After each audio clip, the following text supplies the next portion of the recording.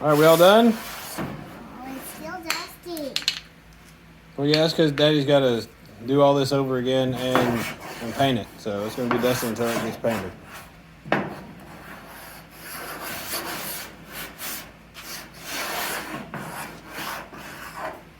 Done. Done?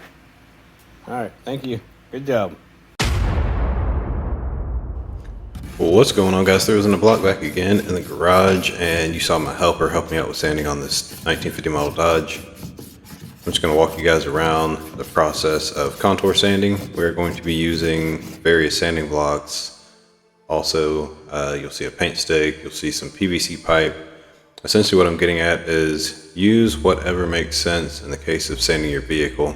This vehicle has a lot of contours and curves, and because of that, I had to get creative with my sanding blocks.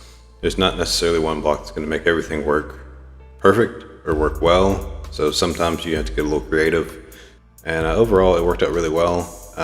When it came to the final sanding of these fenders, you'll see that I actually used a paint stick wrapped in sandpaper because that actually worked the best. So one of the most old school or old tricks as far as it comes to body working is using a paint stick with sandpaper wrapped around it, and that actually did do the trick here. So I do have lots of sanding blocks. I definitely use a lot of the big kid blocks as well, and I do highly recommend that you get those because they can save you a lot of time and a lot of effort in the garage.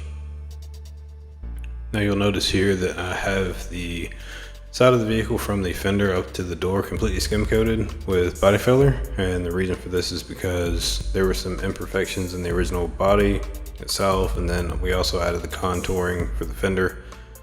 So instead of doing several small areas, I just decided to skim coat the entire side, and as you can see, adding guide coat, block sanding, using the air file, using paint stick and the DA, several things just alternating back and forth. And yes, this is a jam saw. You see me using here is a multi-tool, basically the same thing used for cutting trim in a house, and that is one quick way to make adjustments on your body filler when you're roughing in your edges. Then I finish everything else with a paint stick or a flat sanding block. So this is the contour for the back of this Dodge, and I'll be using this piece of PVC pipe. This is a 3-inch 80 grit sandpaper stuck on one side of it, you can see there, and it lays down in this contour.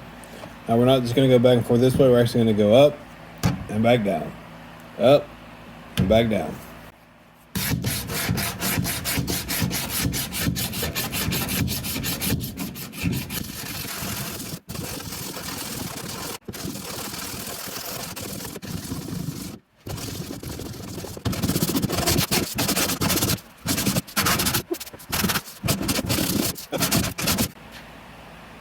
Yes, ma'am. Why are the hands so dusty? Daddy is sanding the back of this car. No, it actually, see, it cut Daddy's hand, so. Yeah, and it's very, very, very dangerous. That hurt a lot, actually. Why are the tape so damaged? That's just what Daddy's used. What's this, Dad? That is a sanding block. I can't even lift it up. No, it's kind of heavy, but that's a sanding block. Can't even lift it. Yep, let's leave it there. We don't want to break that one. That's a big kid block. You're almost a big kid, so. Can you try lifting it up? Not right now. Dad's got to use this right here so he can finish sanding on this over here. Can I try doing that? This one's kind of dangerous, son. You can't use this one. I'll get you one you can use, though, okay? Here, if you want to, why don't we get you this right here. You can take this and come over here on this side.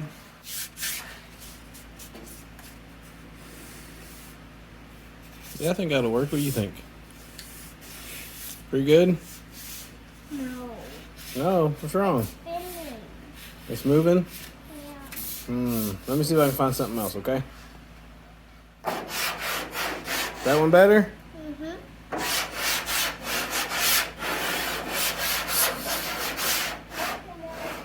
Too noisy.